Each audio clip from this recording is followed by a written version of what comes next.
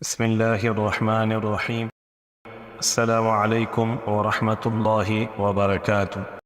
آج ہم بات کریں گے کہ جمعہ کے دن کو حضرت آدم علیہ السلام کی وجہ سے کیوں فضیلت حاصل ہے۔ اس سے پہلے اگر آپ نے اس چینل کو سبسکرائب نہیں کیا تو پلیز اس کو سبسکرائب کر دیں اور بیل کے بٹن کو پریس کر دیں تاکہ اس طرح کی اور ویڈیوز بھی آپ تک بر وقت پہنچ سکیں۔ تو چلیں شروع کرتے ہیں۔ متعدد احادیث سے یہ بات ثابت ہو چکی ہے، اللہ تعالیٰ نے آدم علیہ السلام کو جمعہ کے دن پیدا فرمایا تھا، لیکن اس کے ساتھ ساتھ احادیث سے یہ بھی بات ثابت ہے کہ آدم علیہ السلام کا جنت سے اخراج، زمین کی طرف اترنا، ان کی توبہ قبول ہونا اور ان کی وفات، یہ سب امور بھی جمعہ کے دن واقع ہوئے۔ سعد بن عبادہ رضی اللہ تعالی عنہ سے روایت ہے کہ رسول اللہ صلی اللہ علیہ وسلم نے فرمایا، جمعہ کے دن کی 5 خصوصیات ہیں۔ نمبر 1، پیدائش آدم علیہ السلام۔ نمبر 2، آدم علیہ السلام کو زمین کی طرف اتارنا۔ نمبر 3، وفات آدم علیہ السلام۔ نمبر 4، ایک گھڑی ایسی بھی ہے جس میں بندہ اللہ سے جو بھی دعا مانگے گا اللہ تعالیٰ وہ عطا فرمائے گا، بشرطے کہ کسی گناہ یا قطع تعلقی کی دعا نہ کرے۔ نمبر 5، قیامت برپا ہوگی اور تمام مقرب فرشتے، آسمان، زمین اور ہوا، مگر یہ سب کے سب جمعہ کے دن سے ڈرتے ہیں کیونکہ اس دن قیامت واقع ہونے کی خبر موجود ہے۔ ابو لبابہ رضی اللہ تعالیٰ عنہ روایت کرتے ہیں کہ رسول اللہ صلی اللہ علیہ وسلم نے ارشاد فرمایا، جمعہ دنوں کا سردار ہے اور یہ سب سے زیادہ باعظمت دن ہے۔ جمعہ کا دن اللہ تعالیٰ کے نزدیک عید الفطر کے دن اور قربانی کے دن سے بھی زیادہ عظمت والا ہے۔ اس میں 5 خصوصیات ہیں۔ نمبر 1، پیدائش آدم علیہ السلام کو زمین کی طرف اتارا گیا۔ نمبر 3، آدم کی وفات ہوئی۔ نمبر 4، جمعہ کے دن میں ایک ایسا وقت بھی آتا ہے جس میں بندہ گناہ یا قطع تعلقی کے علاوہ جو بھی دعا کرے اللہ تعالیٰ قبول فرماتا ہے۔ اور نمبر 5، اس دن قیامت قائم ہو اور کوئی مقرب فرشتہ، آسمان، زمین، پہاڑ، ہوا، تمام کے تمام جمعہ کے دن سے خوف کھاتے ہیں کیونکہ اس دن قیامت قائم ہو۔ حضرت ابو ہریرہ رضی اللہ تعالی عنہ سے مروی ہے، رسول اللہ صلی اللہ علیہ وسلم نے ارشاد فرمایا، بہترین دن جس پر سورج طلوع ہوتا ہے وہ جمعہ کا دن ہے، اور اسی دن آدم پیدا ہوئے اور اسی دن جنت سے رخصت کیے گئے۔ ایک دوسری حدیث میں بھی ابو ہریرہ رضی اللہ تعالی عنہ سے اس سے ملتی جلتی روایت ملتی ہے کہ رسول اللہ صلی اللہ علیہ وسلم نے فرمایا، تمام دنوں کا سردار جمعہ ہے، اسی دن آدم علیہ السلام پیدا ہوئے، اسی دن جنت میں داخل کیے گئے اور اسی دن جنت سے نکالے جائیں گے اور جمعہ کے دن ہی قیامت قائم کی جائے گی۔ حضرت ابو ہریرہ رضی اللہ تعالی عنہ سے روایت ہے کہ رسول اللہ صلی اللہ علیہ وسلم نے فرمایا، جمعہ کے مثل کسی دن پر سورج طلوع نہیں ہوتا، اس میں آدم علیہ السلام پیدا ہوئے، اسی دن جنت سے نکالے گئے اور اسی دن لوٹائے جائیں۔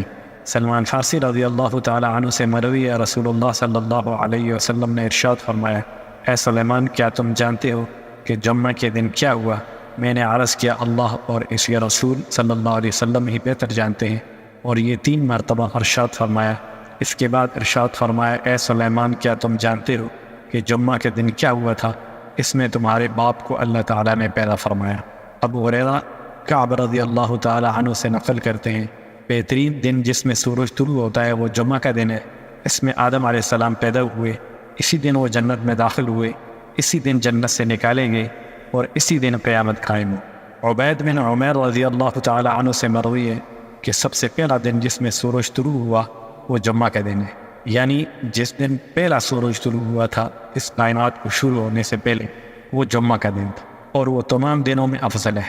اس دن اللہ تعالیٰ نے آدم علیہ السلام کو پیدا فرمایا اور انہیں اپنی صورت پر پیدا کیا۔ جب اللہ تعالیٰ آدم علیہ السلام کی پیدائش سے فارغ ہوئے تو انہیں چھینک آئی، بس اللہ تعالیٰ نے حمد و الہام فرمائی اور اس کا جواب دیا، یرحمک ربک، تیرا رب تجھ پر رحم کرے۔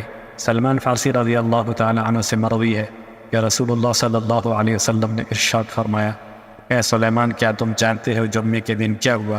2 مرتبہ یا 3 مرتبہ ارشاد فرمایا کہ یہ وہ دن ہے جس میں تمہارے باپ آدم کو پیدا کیا گیا۔ ابو ہریرہ رضی اللہ تعالیٰ عنہ سے روایت ہے، رسول اکرم صلی اللہ علیہ وسلم نے ارشاد فرمایا، بہترین دن جس میں سورج طلوع ہوتا ہے وہ جمعہ ہے، بس اسی دن آدم علیہ السلام پیدا ہوئے، اسی دن جنت میں رہے، اسی دن زمین کی طرف اترے اور اسی دن قیامت برپا ہوگی۔